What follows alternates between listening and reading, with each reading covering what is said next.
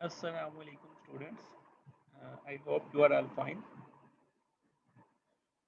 Today we are going to discuss the manufacturing. Um, Today we will only discuss some basics of manufacturing.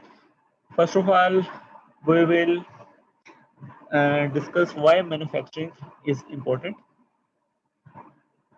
Manufacturing दो expect की वजह से important है। पहला है इसका टेक्नोलॉजिकली जो एक्सपेक्ट है हमारी सोसाइटी पे, सेकंड इसका जो इकोनॉमिकली जो मैन्युफैक्चरिंग का इम्पैक्ट है हमारी सोसाइटी पे। इन दो इम्पैक्ट्स की वजह से मैन्युफैक्चरिंग बहुत इम्पोर्टेंट है। इससे पहले कि हम ये रीड आउट करें, मैं एक चीज़ आपको बताता जाऊँ कि दुनिया में जिन कंट्रीज़ की मैन्युफैक्चरिंग स्ट्रॉन्ग है उनकी एक्सपोर्ट सबसे ज़्यादा है, ठीक है, और वो दुनिया में डेवलप्ड कंट्री है या वो दुनिया में सबसे ज़्यादा तरक्की याफ्ता ममालिक हैं। सबसे ज़्यादा दुनिया में मैन्युफैक्चरिंग जो हो रही है वो यूएसए में हो रही है, उसके बाद जो मैन्युफैक्चरिंग हो रही है वो चाइना में हो रही है।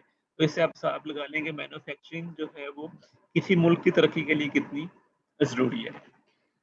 सेकेंडली मैं आपको ये भी बताता चलूँ, किसी भी प्रोडक्ट डिज़ाइन में, ठीक है, प्रोडक्ट डिज़ाइन में यानी पहले हम उसकी डिज़ाइनिंग करते हैं, उसके मैथमेटिकली इसको डिज़ाइन करते हैं, न्यूमेरिकली डिज़ाइन करते हैं, फिर हम उसको कैड पे डिज़ाइन करते हैं, फिर हम उसको एनालाइज करते हैं, ठीक है, फिर मटेरियल सिलेक्शन करते हैं, ठीक है, फिर हम मैन्युफैक्चरिंग की तरफ जाते हैं। ये मैन्युफैक्चरिंग के बाद फिनिशिंग की तरफ जाते हैं, ठीक है, फिर हम उसकी मार्केटिंग करते हैं, ठीक है।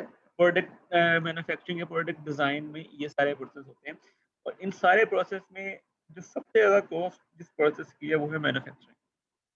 मैन्युफैक्चरिंग जो सबसे एक्सपेंसिव इस सारे साइकिल में सबसे एक्सपेंसिव प्रोसेस है वो है manufacturing. Manufacturing almost 40% of total product design या टोटल प्रोडक्ट कॉस्ट के 40% जो है वो सिर्फ वो मैन्युफैक्चरिंग लेके जाती है। तो that's why manufacturing is very important. ये दो पॉइंट्स स्लाइड्स में नहीं लिखे लेकिन मैंने आपके साथ शेयर वैसे कर लिए हैं। लेट्स स्टडी के स्लाइड में क्या है। फर्स्ट टेक्नोलॉजिकली हम स्टडी करते हैं कि टेक्नोलॉजिकली मैन्युफैक्चरिंग जो है वो कैसे इंपॉर्टेंट है। सबसे पहले टेक्नोलॉजी की डेफिनेशन दी हुई है। Technology can be defined as application of science to provide society and its member with those things that are needed और डिजायर्ड। जैसा कि हम सबको पता है कि टेक्नोलॉजी जो है वो साइंस की एप्लीकेशन है, ठीक है, और टेक्नोलॉजी की मदद से हम अपने माशरे को, ठीक है, माशरे के मेंबर्स को वो चीज़ें फराहम करते हैं जिनकी उनको ज़रूरत है या जिनकी वो ख्वाहिश करते हैं। अगर टेक्नोलॉजी में डेवलपमेंट ना होती तो हम लोग अभी भी पत्थर के दौर में होते, ठीक है, हमारे पास कार्स ना होती, ऑटोमोबाइल ना होते, ये सारी चीज़ें ना होती, और ये सारी चीज़ें टेक्नोलॉजी में डेवलपमेंट कैसे मुमकिन हुई?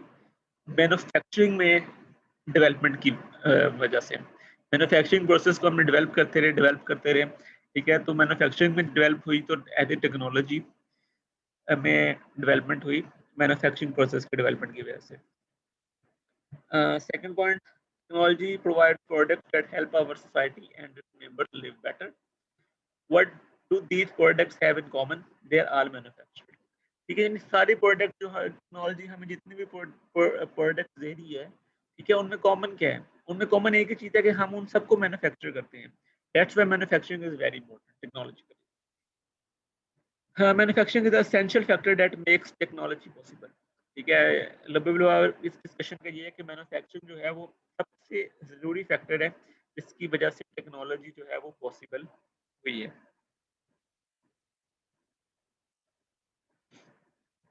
आगे नेक्स्ट है जी इकोनॉमिकली।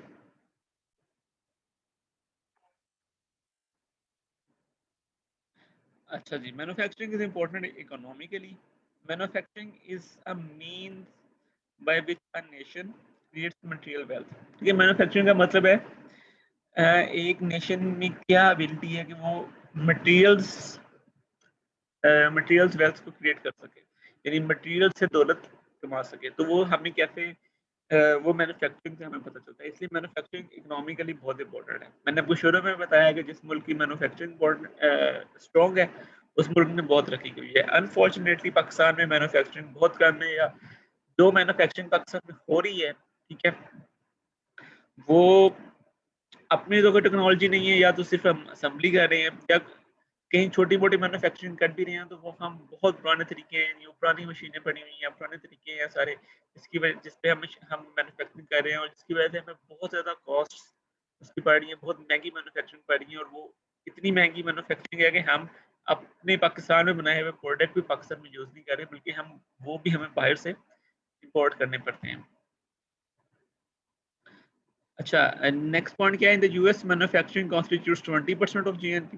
ठीक है, यानी यूनाइटेड स्टेट्स में जो है मैन्युफैक्चरिंग 20% ऑफ जीएनपी कॉन्स्टिट्यूट्स करती है। ठीक है, अब जीएनपी क्या चीज़ है? The GNP of a country is normally directly related its manufacturing capacity which is in turn related to the standard of living.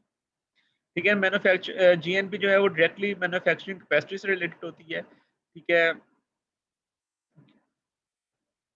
और जो मैन्युफैक्चरिंग कैपेसिटी है फिर वो ऑटोमेटिकली स्टैंडर्ड ऑफ लिविंग से जो है वो रिलेट करती है। जिस मुल्क में मैन्युफैक्चरिंग ज़्यादा है उस मुल्क का स्टैंडर्ड ऑफ लिविंग भी अच्छा है।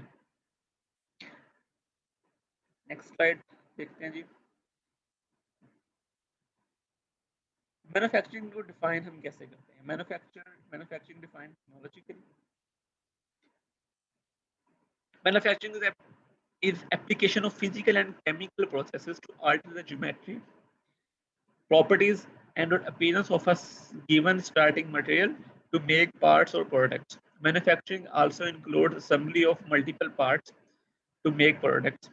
Manufacturing is almost always carried out as a sequence of operations. ठीक है, नहीं मैन्युफैक्चरिंग केमिकल या फिजिकल प्रोसेसेस का नाम है। ठीक है, जिसमें हम क्या करते हैं कि हम किसी मटेरियल की ज्योमेट्री, उसकी प्रॉपर्टीज, उसकी अपीयरेंस चेंज कर देते हैं और उसको चेंज करके हम एक यूजफुल प्रोडक्ट में जो है वो कन्वर्ट कर देते हैं। ठीक है, जैसे यहाँ पे आप फिगर में भी देख सकते हैं कि स्टार्टिंग मटेरियल पे हमने मैन्युफैक्चरिंग प्रोसेसिंग की, उसमें हमने मशीनिंग की, टूलिंग की, पावर, ठीक है, उसमें हम पावर, हमने इस पर एनर्जी लगाई और हमने उस पर लेबर लगाया, तो हमें दो चीज़ें मिली, एक प्रोसेस्ड पार्ट मिल गया यानी मैन्युफैक्चर्ड पार्ट मिल गया और दूसरा हमें स्क्रैप या वेस्ट मिल गया। स्क्रैप या वेस्ट को भी हम यूज़ कर लेते हैं, लेकिन जो मैन्युफैक्चर्ड या प्रोसेस्ड पार्ट है ये हमारे लिए इम्पोर्टेंट है। अगर हम मैन्युफैक्चरिंग को इकोनॉमिकली देखें तो हम स्टार्टिंग मटेरियल लेते हैं, स्टार्टिंग मटेरियल पे हम कॉस्ट लगाते हैं, मैन्युफैक्चरिंग प्रोसेस लगाते हैं, उस पर थोड़ी सी कॉस्ट लगाते हैं और इन द एंड हमें ग्रेटर वैल्यू मिलते हैं। देखें यहाँ पे $3 हमें जो है मिल गए, $3 साइन है, यानी ज़्यादा डॉलर हमें यहाँ पे मिल गए। यानी मैन्युफैक्चरिंग क्या करती है? Manufacturing add values to the material. ठीक है, वो मटेरियल में वैल्यू ऐड कर देती है, उसकी शेप, उसकी प्रॉपर्टी को चेंज करने से। जैसे एक आम लोहा है, ठीक है, वो हमारे किसी काम का नहीं है, ठीक है, लेकिन लोहे से बनाए हुए हमारे जो प्रोडक्ट है, ठीक है, तो वो लोग भाग के खरीदेंगे। लोहे से बनाया हुआ टेबल है, चेयर है, वो लोग भाग के खरीदेंगे, उसके लोग मुंह मांगे पैसे भी दे देंगे, लेकिन आम लोहा है, ठीक है, उसके कोई हमें पैसे नहीं देगा। ये एक जो है रॉ फॉर्म में आयरन है, उसको कोई नहीं खरीदेगा, आम आम बंदा तो बिल्कुल नहीं खरीदेगा, लेकिन एक उसी लोहे की जब हम कुर्सी मैन्युफैक्चर कर लेंगे या टेबल मैन्युफैक्चर कर लेंगे तो लोग उसको भाग भाग के खरीदेंगे। यानी हमने क्या किया? हमने मैन्युफैक्चरिंग की मदद से उसमें वैल्यू ऐड कर दी। उस वैल्यू ऐड करने से जो है ना उसकी कीमत जो है वो इकोनॉमिकली बढ़ गई। अच्छा, एक थोड़ा सा हम यहाँ पर डिस्कस करेंगे कि कौन कौन से मटेरियल जो हैं वो मैन्युफैक्चरिंग में हम डिस्कस करते हैं। सर, मैन्युफैक्चरिंग में बेसिकली 4 तरह के मटेरियल हम डिस्कस करते हैं, जिसमें मेटल्स हैं। ठीक है, मेटल्स आपको पता है कि metals are something that can conduct electricity and heat. ठीक है, बड़ी सिंपल सी डेफिनेशन मैंने की है। ठीक है, उसके बाद सिरेमिक्स हैं। अब जो सिरेमिक्स हैं ये हमारे पास कह लो कि these are special type of materials, ठीक है, जो ब्रिटल होते हैं, ठीक है, जिनमें इनकी हार्डनेस बहुत ज़्यादा होती है, जिनमें स्केचेस वगैरह नहीं पढ़ सकते, लेकिन अनफॉर्चुनेटली ये बैड कंडक्टर होते हैं। अनफॉर्चुनेटली या फॉर्चुनेटली ये बैड कंडक्टर होते हैं हीट एंड इलेक्ट्रिसिटी के। ठीक है, और इनके अपने यूज़ हैं, जैसे कि सिरेमिक्स हमारे पास आमतौर पे अगर हम डेली लाइफ की बात करें तो सिरेमिक्स हमारे वॉशरूम में बहुत ज़्यादा यूज़ होती हैं। बाथरूम में हमारे जो सिंक हैं, हमारे टाइल्स हैं, ठीक है, वो सारे सिरेमिक मटेरियल के बने होते हैं। नेक्स्ट पॉलीमर्स है। पॉलीमर्स आर नॉन मेटल्स, ठीक है। और आप लोगों ने इंडस्ट्रियल मटेरियल पढ़ी हुई है, आप लोगों को पॉलीमर्स की काफ़ी ज़्यादा प्रॉपर्टीज पता होंगी। These are basically more ductile, ठीक है, और इनको हम मोल्ड कर सकते हैं इजीली। ये गर्म करने पे इनकी शेप चेंज हो जाती है, इस तरह की इनकी काफ़ी जो है ना वो प्रॉपर्टीज हैं। यू अगर आप चाहें, ठीक है, तो इन तीनों की प्रॉपर्टीज को बारी बारी दोबारा से आप लोग रिवाइज कर लें। फोर्थ नंबर पे composites. Composites are actually combination of above three. सिर्फ मेटल का कॉम्बिनेशन भी हो सकता है, मेटल और सिरेमिक्स की कॉम्बिनेशन भी हो सकता है, और पॉलीमर का कॉम्बिनेशन भी हो सकता है, ठीक है। तो एक्चुअली हमें जिस तरह की प्रॉपर्टीज चाहिए होती हैं, तो हम उस तरह के मटेरियल को आपस में कंबाइन करके कंपोजिट बना लेते हैं। जिस तरह यहाँ पे you can see the figure कि यहाँ पे जब हम मेटल और पॉलीमर को मिलाएंगे तो वो मेटल पॉलीमर कंपोजिट है, मेटल और सिरेमिक्स को मिलाएंगे तो वो मेटल सिरेमिक कंपोजिट है, सिरेमिक और पॉलीमर्स को मिलाएंगे तो वो सिरेमिक पॉलीमर कंपोजिट है, ठीक है। ये जो हमारे पास वेन डायग्राम है मटेरियल्स की। नेक्स्ट चलते हैं। यहाँ पे हमने जी क्लासिफिकेशन ऑफ मैन्युफैक्चरिंग प्रोसेसेस है। ये अच्छा, ये सारे जो हमारे पास प्रोसेसेस हैं, ये हमारे पास कन्वेंशनल प्रोसेसेस हैं, ठीक है। ये जो यहाँ पे इस फिगर में जो इसकी क्लासिफिकेशन की हुई है, दे आर कन्वेंशनल प्रोसेसेस, ठीक है। हमने ये अपनी इस बुक में नहीं पढ़ने, सब्जेक्ट में नहीं पढ़ने, हमें एडवांस पढ़ने, लेकिन एक बेसिक्स जो है वो हमें पता होनी चाहिए, इसलिए हम इसको just in case as a revision हम इनको स्टडी कर रहे हैं। मैन्युफैक्चरिंग प्रोसेसेस बेसिकली दो तरह के प्रोसेसेस हैं, processing operations, assembly operations. Pakistan में जैसा मैंने आपको बताया कि बस मेनली असेंबली ऑपरेशन हो रहे हैं। पहले हम देख लेते हैं प्रोसेसिंग ऑपरेशन में क्या क्या है। शेपिंग ऑपरेशन है, प्रॉपर्टी एनहांसिंग ऑपरेशन है, और सरफेस प्रोसेसिंग ऑपरेशन है, ठीक। शेपिंग ऑपरेशन जैसे हमें नाम से पता चल रहा है कि वो फाइनल शेप बनाने के लिए या किसी रिक्वायर्ड शेप बनाने के लिए, रिक्वायर्ड डिमेंशन या रिक्वायर्ड शेप बनाने के लिए हम इसको यूज करेंगे। प्रॉपर्टी एनहांसमेंट प्रोसेसेस, इससे हम मटेरियल्स की प्रॉपर्टीज को चेंज करेंगे इन प्रोसेसेस से, ठीक है। और सरफेस प्रोसेसिंग ऑपरेशंस, यानी अपने सरफेस की फिनिशिंग करनी है या सरफेस की प्रॉपर्टी चेंज करनी है, तो उसके लिए हम यूज करेंगे। अब शेपिंग प्रोसेसेस में हमारे पास टिपिकल प्रोसेसिंग है, सॉलिडिफिकेशन प्रोसेस है। सॉलिडिफिकेशन प्रोसेस से आप कास्टिंग आ गई, कास्टिंग आ गई, ठीक है, इंजेक्शन मोल्डिंग वगैरह, ये सब इसमें सॉलिडिफिकेशन प्रोसेस में आएंगे। पार्टिकुलेट प्रोसेसिंग एक्चुअली एक ये केमिकल प्रोसेसिंग है। ये केमिकल प्रोसेसेस, केमिकल प्रोसीजर से हम मटेरियल को शेप करते हैं। थर्ड पे डिफॉर्मेशन प्रोसेस, इसमें हम डिफॉर्म करते हैं हीट करके या हैमरिंग करके, हम अपने मटेरियल को जो है वो डिफॉर्म करते हैं, डिफॉर्म करके हम उसको रिक्वायर्ड शेप देते हैं। डिफॉर्मेशन प्रोसेस आप लोग काफ़ी पता होंगे, जिसमें फॉर्जिंग बड़ा इंपॉर्टेंट प्रोसेस है, और हैमरिंग भी कहीं कहीं हम यूज़ कर लेते हैं। In the end shaping process में हमारे पास है मटेरियल रिमूवल प्रोसेसेस।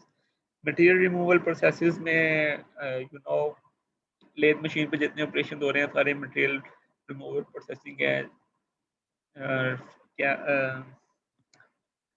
टर्निंग है, पेसिंग है, ठीक है, मिलिंग है, ड्रिलिंग है, ग्राइंडिंग है, these are all removal metal material removal processes. Next हमारे पास प्रॉपर्टी एनहांसिंग प्रोसेसेस है। प्रॉपर्टी एनहांसिंग प्रोसेसेस में हमारे पास हीट ट्रीटमेंट प्रोसेसेस आ जाते हैं, क्वेंचिंग, एनीलिंग, ठीक है, काफ़ी सारे प्रोसेसिंग है, आपने इंडस्ट्रियल मटेरियल में जो है वो सारे पढ़े होंगे।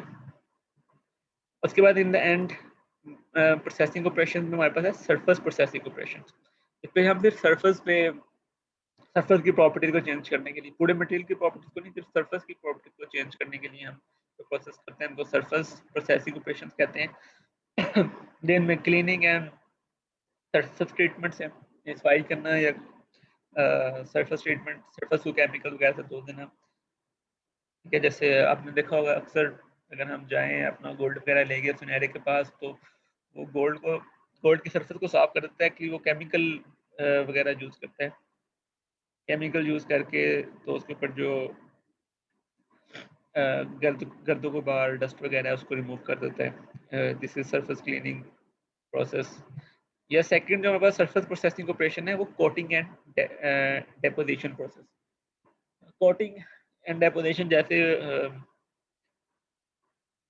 आप कोटिंग के बारे में जानते होंगे, जिस तरह बर्तनों को कली हम कर देते हैं, सुना होगा आप लोगों ने काफी। बर्तनों के ऊपर हम दूसरा मटेरियल चढ़ा, सिल्वर पीतल के बर्तनों पे हम सिल्वर चढ़ा देते हैं, या इस तरह कोई प्रोसेस होता है। ठीक है, जिससे क्या होता है कि हमारे सरफेस की प्रॉपर्टी चेंज हो जाती है और सरफेस में डिकम्पोजिशन या सरफेस की वेयर एंड टियर वो कम हो जाती है। असेंबलिंग ऑपरेशन में परमानेंट ज्वाइनिंग ऑपरेशन है और मैकेनिकल फास्टनर्स है। परमानेंट ज्वाइनिंग में वेल्डिंग है, ब्रेजिंग है, सोल्डरिंग है, एडहेसिव बॉन्डिंग है। वेल्डिंग आप लोगों को पता है, ब्रेजिंग भी इट्स टाइप ऑफ वेल्डिंग, इसमें भी हम गर्म करते हैं, गर्म करके हम जोड़ लगाते हैं। सोल्डरिंग आपको पता है, टांका वगैरह लगाना। ठीक है, आप लोग इनको एक बार रिपीट, मैं आपको असाइनमेंट नहीं देता, लेकिन आप लोग इनको एक बार रिपीट लाजमी रूप से कर लीजिएगा। एडहेसिव बॉन्डिंग है, यानी हम यूज कर लें किसी किस्म का ग्लू वगैरह या कोई एडहेसिव फ्लूइड यूज कर लें या कोई एडहेसिव मटेरियल यूज कर लें, उसकी मदद से हम बॉन्डिंग करते हैं, वो एडहेसिव बॉन्डिंग है। जैसे हम अक्सर वुड प्रोडक्ट्स में, लकड़ी के प्रोडक्ट्स में हम एडहेसिव बॉन्डिंग जो है वो बहुत इंपॉर्टेंट है, हम उसको यूज करते हैं। दूसरा असेंबलिंग जो प्रोसेस है वो हमारे पास है मैकेनिकल फास्टनर्स। मैकेनिकल फास्टनर्स दो तरह के फास्टनर्स हैं, यानी मैकेनिकली हम जो जोड़ लगाते हैं। थ्रेडेड फास्टनर्स हम थ्रेड की मदद से लगाते हैं, यानी जैसे मेटल बोल्ट है, ठीक है, वो थ्रेडेड फास्टनर्स है। या दूसरा बस परमानेंट फास्टिंग मेथड है। परमानेंट फास्टिंग मेथड में हमारे रिवर्स आ जाते हैं, रिवेटेड जॉइंट्स जो होते हैं they are permanent fastening objects.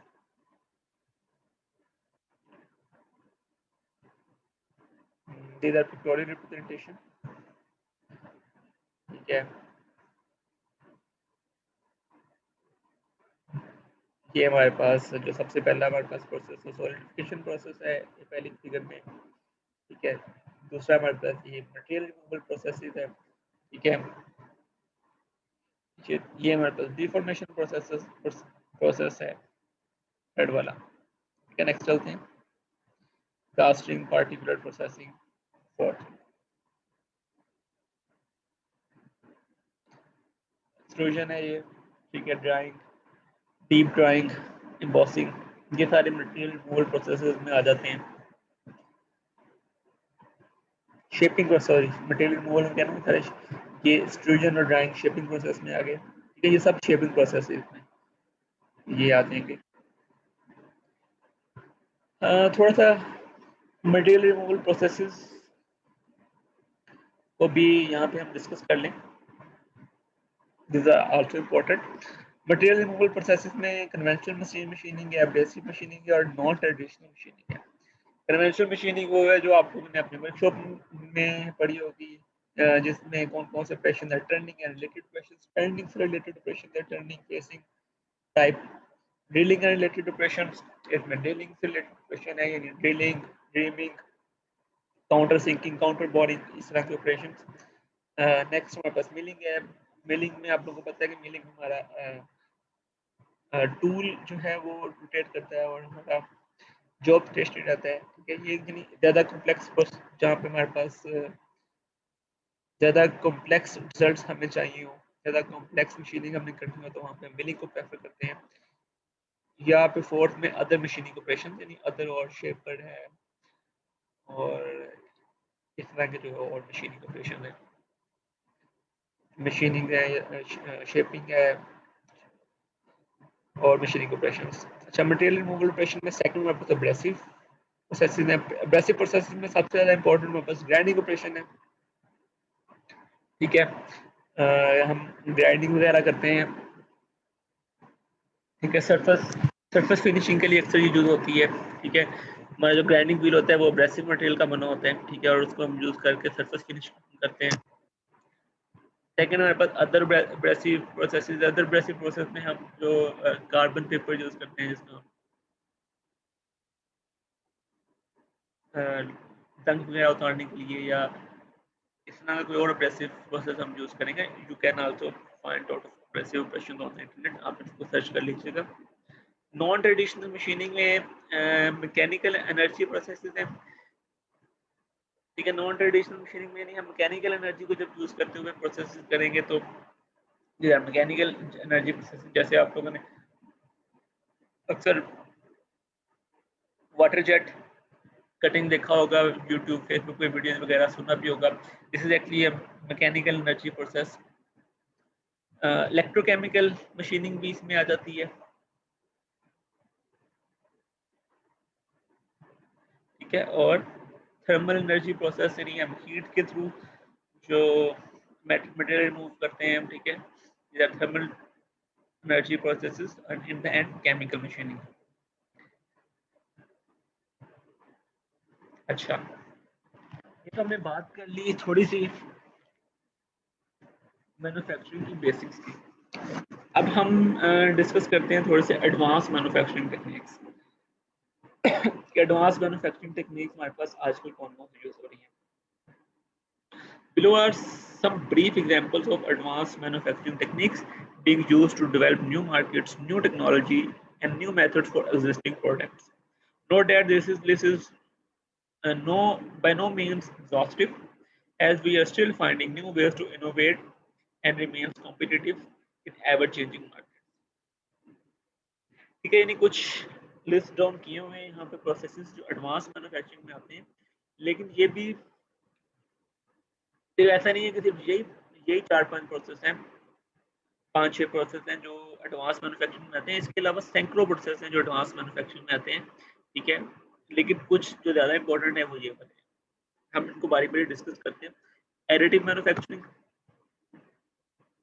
अच्छा, एडिटिव मैन्युफैक्चरिंग का मतलब ये है, इससे पहले हमने हमने जो मेटल रिमूवल प्रोसेस पढ़े हैं उनको हम सब्ट्रैक्टिव मैन्युफैक्चरिंग कहते हैं, यानी उसमें हम मेटल को रिमूव करके अपनी मैन्युफैक्चरिंग करते हैं, ठीक है।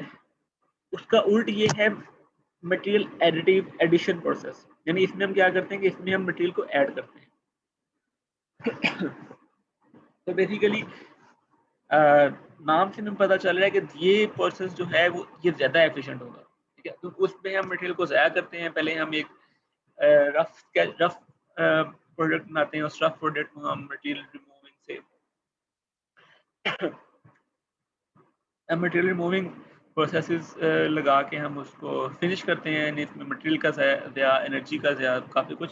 जबकि ये जो मटेरियल एडिशन प्रोसेस है इसमें हम अपनी फाइनल प्रोडक्ट ही मटेरियल्स की लेयर्स को एक दूसरे पे ऐड करके हम इसको फाइनल प्रोडक्ट ही हम इस प्रोसेस से हासिल कर सकते हैं, ठीक है। अब एडिटिव मैन्युफैक्चरिंग में आजकल जो सबसे इम्पोर्टेंट प्रोसेस है वो है 3D प्रिंटिंग। 3D प्रिंटर हमारे पास एक लैब में भी पड़ा हुआ है, ठीक है। आप लोगों ने अक्सर ने उसकी वर्किंग देखी होगी कि उसकी वर्किंग क्या है कि वो बेस से स्टार्ट करता है, पहले बेस बनाता है, बेस के ऊपर जिस तरह की हमने कैड मॉडल दिया होता है 3D प्रिंटर को। 3D प्रिंटर में एक्चुअली हम 3D प्रिंटर को हम एक कैड ड्राइंग देते हैं, ठीक है। वो कैड ड्राइंग की जो है वो जिस तरह की कैड ड्राइंग की डिमेंशंस होती हैं, जिस तरह की उसकी कैरेक्टरिस्टिक्स होते हैं, सेम उस तरह का वो प्रिंट कर देता है। तो वो प्रिंट कैसे करता है कि एक लेयर के ऊपर दूसरी लेयर को प्रिंट करता दूसरी लेयर को बिठाता जाता है, प्रिंट करता जाता है, जिससे हमारे पास फाइनल प्रोडक्ट की वही शेप होती है जो हमें रिक्वायर्ड होती है, जो हमने कैड प्रोसेस कैड ड्राइंग में इसको दी होती है। अब इसकी मदद से हम हाईली कम्प्लेक्स असम्बलीज को भी बना सकते हैं, सिर्फ एक कंटिन्यूस प्रोसेस से, सिर्फ एक दफ़ा एक ही प्रोसेस से हम हाईली कम्प्लेक्स असेंबलीज को बना सकते हैं, जबकि जो हमारे पास सब्ट्रैक्टिव मशीनिंग थी, सब्ट्रैक्टिव मैन्युफैक्चरिंग प्रोसेस था, उसमें हमें हर प्रोडक्ट को अलग अलग बनाते हैं, फिर हम उसकी असेंबली करते थे, विच वॉज क्वाइट हेक्टिक। लेकिन ये बड़ा ईजी है। कुछ मुल्कों में तो मैंने देखा है, अभी वो प्रैक्टिकल तो नहीं हुआ है, लोग घर अपने 3D प्रिंटर से बना रहे हैं। इतना बड़ा 3D प्रिंटर है, ठीक है, उसमें उन्होंने ड्राइंग दी है, स्केल सेट की है, और 3D प्रिंटर की मदद से लोग अपने घरों को बना रहे हैं, यानी। और वो घर जो है वो तकरीबन 3 से 4 घंटे में आपका घर जो है वो तैयार हो जाता है। तो 3D प्रिंटिंग का इतना फ़ायदा ना, उसमें हमने कोई एक्स्ट्रा, हमें बाद में इन द एंड कोई एक्स्ट्रा फिनिशिंग करने की ज़रूरत पड़ेगी ना, कोई इस तरह के मसले मसाइल उसमें बहुत कम होते हैं, ठीक है। 3D प्रिंटर से जो है इंडस्ट्री जो बेनिफिट ले रही है वो है, एरोस्पेस इंडस्ट्री में बड़ा फ़ायदा हो रहा है इसका, मेडिकल इंडस्ट्री में फ़ायदा हो रहा है, प्रोटोटाइपिंग सबसे ज़्यादा, सबसे पहले जो 3D प्रिंटिंग का काम स्टार्ट हुआ था वो प्रोटोटाइपिंग में हुआ था, और अभी भी प्रोटोटाइपिंग इंडस्ट्री को 3D प्रिंटिंग से बहुत फ़ायदा है। ऑटोमोटिव इंडस्ट्री में भी इसके फ़ायदे हैं, ऑटोमोटिव प्रोडक्ट्स भी हम इससे बना रहे हैं, ठीक है, और दूसरे भी काफ़ी सेक्टर्स में जो है इसके फ़ायदे चल रहे हैं। सेकंड, एडवांस कंपोजिट मटेरियल्स है। अब एडवांस कंपोजिट्स को हमने थोड़ा सा डिस्कस कर लिए, हम और स्टडी करते हैं। Advanced materials have allowed for the creation of highly precise blends of metals, plastics, glass, ceramics, etc.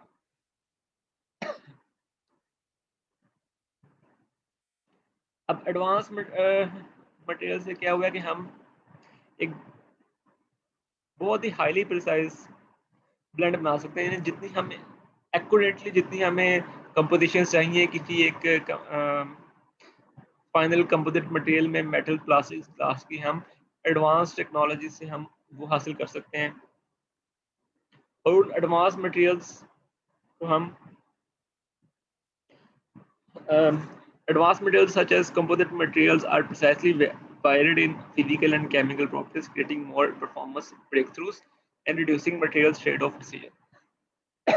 In advance materials का फायदा क्या है कि हमने जिस तरह की हमें फिजिकल और केमिकल प्रॉपर्टीज चाहिए, हम एग्जैक्टली वही प्रॉपर्टीज जो है हम उस ब्लेंड से हासिल कर सकते हैं, जिससे हमें बहुत ज़बरदस्त परफॉर्मेंस मिलेगी, और हमारे मटेरियल को सिलेक्ट करने का, मटेरियल का ट्रेड ऑफ डिसीजन जो है वो बहुत आसान हो जाएंगे। कुछ इंपॉर्टेंट कंपोजिट मटेरियल्स जो आजकल यूज हो रहे हैं उनमें है high strength alloys, recyclable plastics, advance ceramics, ठीक है, ग्लास वगैरह, और मैनी मोर, ठीक है। अगर आप लोगों को नहीं पता तो जो हमारी ऑटोमोटिव इंडस्ट्री है, ठीक है, इसमें भी जो अब न्यू कार्स आ रही हैं स्पेशल, उसमें वो जो मटेरियल यूज कर रहे हैं वो कंपोजिट मटेरियल यूज कर रहे हैं। कार्बन रीइंफोर्स्ड फाइबर का अगर आप लोगों ने शायद सुना हो, तो कार्बन रीइंफोर्स्ड फाइबर एक कंपोजिट मटेरियल है, उसको बहुत ज़्यादा जो है वो ऑटोमोटिव इंडस्ट्री में और दूसरा एरोस्पेस इंडस्ट्री में बहुत ज़्यादा जो है ना यूज़ कर रहे हैं, यानी मैन्युफैक्चरिंग की एडवांसमेंट से हमें नए और एडवांस कंपोजिट मटेरियल बना सकते हैं, और उस कंपोजिट मटेरियल्स को हम required properties, exactly required properties के लिए हम यूज़ कर सकते हैं। आगे रोबोटिक्स और ऑटोमेशन। रोबोटिक्स और ऑटोमेशन का आप लोगों को पता है कि मैन्युफैक्चरिंग में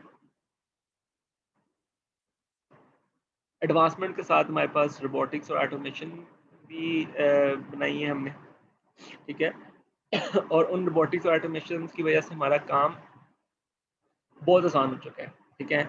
हमें मैन पावर बहुत कम यूज़ करते हैं, ठीक है, और सेकेंडली मैन मेड एरर्स जो हैं वो बहुत कम हो गए हैं, ठीक है। काम में प्रिसीजन बहुत ज़्यादा आ गई है, प्रिसीजन और क्विकनेस, ठीक है, काम में बहुत ज़्यादा आ गई है, हमारे इंडस्ट्री में बहुत ज़्यादा आ गई है, ठीक है। ये सब हमें जो है ना मैन्युफैक्चरिंग की मदद से पता चल मिला है। हमने रोबोट्स मैन्युफैक्चर की है, रोबोट्स की ऑटोमेशन की है, तो हमें इन सारी ये सब फायदे जो हैं हुए हैं। Robotics are common in automotive industry, aerospace, forging, consumer goods, यानी इन सब इंडस्ट्रीज में रोबोटिक्स आर वेरी इंपॉर्टेंट।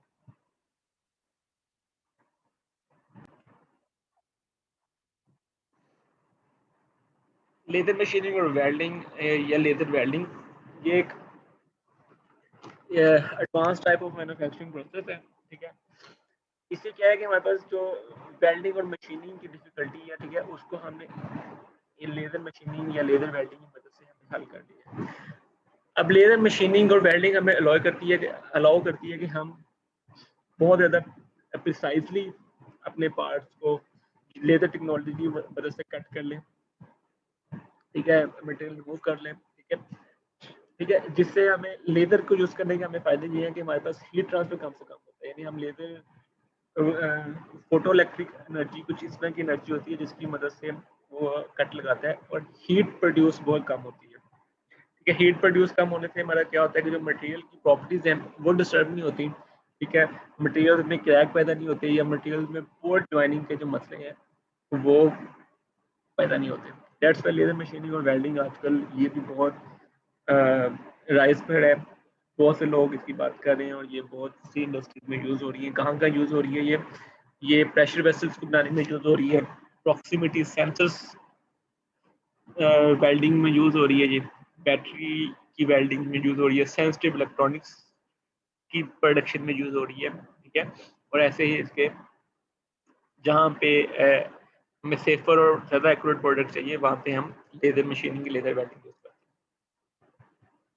आगे नैनो टेक्नोलॉजी, ठीक है, जैसे कि डिवाइसेस हमारे पास हर चीज़ छोटे से छोटा हुई जा रही है। कंप्यूटर पहले देखने जो पहला कंप्यूटर था कितना बड़ा था, वो छोटे से छोटा हो रहा है, ठीक है। तो छोटे से छोटा कैसे हो रहा है कि हमने चीज़ों को स्केल डाउन करना सीख ली है, चीज़ों को हमने छोटे लेवल पे जाके स्टडी करना सीख लिया। जब हम चीज़ों को छोटे लेवल पे जाके स्टडी करना हमने सीख लिया तो हमने उस छोटे लेवल पे चीज़ों को मोल्ड करना, चीज़ों की प्रॉपर्टीज को चेंज करना, चीज़ों को अपनी रिक्वायर्ड शेप में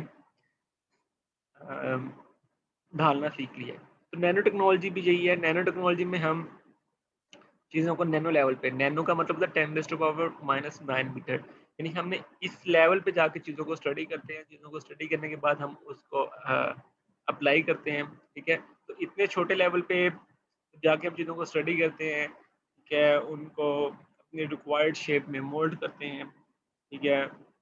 तो हमारे पास एक्यूरेसी बहुत ज़्यादा आ जाती है, उनकी फंक्शनैलिटी और एक्यूरेसी में बेहद इजाफा हो जाता है। और नैनो टेक्नोलॉजी आजकल बहुत अरूज पे है, ठीक है, इसमें बहुत ज़्यादा रिसर्च हो रही है, ठीक है। ऑटोमोबाइल्स में भी मैन्युफैक्चरिंग जो है नैनो टेक्नोलॉजी की मदद से हो रही है, ठीक है। इसके अलावा ये केमिकल और बायोलॉजिकल एप्लीकेशन इसकी बहुत ज़्यादा है, ठीक है, जहाँ पे नैनो स्केल पार्टिकल्स जो है वो मटेरियल प्रॉपर्टी इनहेंस कर देते हैं। नहीं, सेकेंडली ये कि हम नैनो पार्टिकल्स अगर हम किसी मटेरियल में ऐड करें तो हम उसकी उस तरह की प्रॉपर्टीज भी जो है वो जनरेट कर सकते हैं, ठीक है। उसके अलावा हम कंट्रोल लाइट स्पेक्ट्रोस्कोपी में इसको यूज़ कर रहे हैं, अफेक्ट केमिकल एक्टिविटी में यूज़ करें। Nano technology allows advance manufacturing system to reduce their overall footprint and maximize functionality across the product line, ठीक है। लास्ट है हमारे पास नेटवर्क आईटी इंटीग्रेशन। जैसे कि आप लोगों को पता है कि हर चीज़ सेंट्रलाइज हो रही है, ठीक है, तो जो हमारे पास मैन्युफैक्चरिंग है या इंडस्ट्रीज हैं वो भी सेंट्रलाइज हो गई है। उनमें भी हमने नेटवर्किंग कर दी है, उनको आईटी इंफॉर्मेशन टेक्नोलॉजी के थ्रू इंटीग्रेट कर दिया है एक दूसरे के साथ, ठीक है।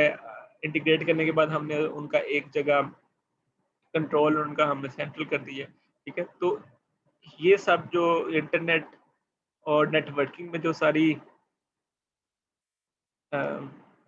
एडवांसमेंट है ये हमें मैन्युफैक्चरिंग के थ्रू मिली है, और ये एडवांसमेंट हमें मजीद मैन्युफैक्चरिंग करने में भी हमारी आसानी कर रही है, ठीक है। यानी मैन्युफैक्चरिंग एडवांसमेंट मैन्युफैक्चरिंग की वजह से हमने नेटवर्क और आईटी इंटीग्रेशन में एडवांसमेंट लेके आए हैं, और इस नेटवर्क और आईटी इंटीग्रेशन में जो एडवांसमेंट है ये हमें मैन्युफैक्चरिंग में मजीद एडवांसमेंट में मदद दे रही है। यानी हमारे सिस्टम सेंट्रलाइज हो गए हैं, हमारे पास इंटरनेट कनेक्टिविटी अच्छी अच्छी हो गई है मशीन्स के दरमियान में, ठीक है। तो ये सब जो है ना वो इससे क्या हो रहा है कि मेरे बहुत सारा टाइम और पैसा जो है वो सेव हो रहा है। इन द एंड हम देखते हैं कि हमारे पास एडवांस मैन्युफैक्चरिंग इंडस्ट्रीज, यानी ये जो एडवांस हमने प्रोसेस पढ़ी है ये कहाँ कहाँ यूज़ हो रही हैं, ठीक है। ये यूज़ हो रही है हमारे पास इलेक्ट्रिकल व्हीकल्स बनाने में, रोबोटिक्स में, air structures, medical devices, pharmaceuticals, high volume goods, rapid prototyping में, ठीक है, सब हमारे पास यूज़ हो रही है, ठीक है। यहाँ यूज़ हो रही हैं। आज की लेक्चर के लिए इतना ही, बाकी इंशाल्लाह हम नेक्स्ट टाइम डिस्कस करेंगे। Thank you.